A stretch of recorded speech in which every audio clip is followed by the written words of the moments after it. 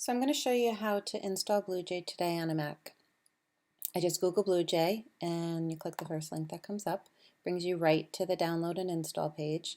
Just select your appropriate operating system. I'm going to click the Mac OS X and wait for that to download. Okay, once that's done, I'm going to open it in the Finder so I can see where it went. It's in my Downloads folder. I'm going to drag that, well first I'm going to unzip it just by double clicking on it on a Mac. So I have my applications folder already open over here. I'm just going to grab this whole folder now and I'm going to bring that over to my applications folder. So now I can just open that folder and this is my executable right here. I drag that to my desktop just so I don't have to search for it each time and I can have a nice icon on my desktop. Get rid of these guys and then just double click to open it. Say yes, I'd like to open it, it's safe.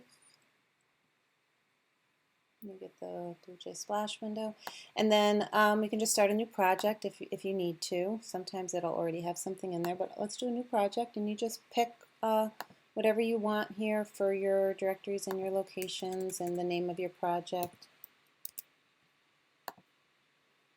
Close out that other window so you now know exactly where this is getting saved.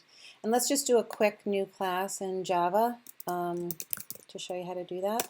This is how you actually are making your Java program now. You made a project to put your programs in. You double click on it to open it for editing. And it has some basic template of code in here. So you got your class header, a sample instance variable, your constructor, and a sample method. It does not have a main. So just to give this a quick test, let's put a quick main in. You have to have a main to run the class. It always needs a header exactly like this for it to be a main method. And let's just do a print line. Java is case sensitive. You can put whatever you want in quotes and that'll show up on your console window when we run this. So we're just going to click compile now that I've added some code. Class compiled, no syntax errors. Close this. Come back over here, you right click this and then you just select your main method to run it. Don't need any arguments for this one, so you can just select OK. And you can see it runs fine. You can create more classes. One project can have many classes in it. Of course, you'll give it more descriptive class names than what I'm doing right here.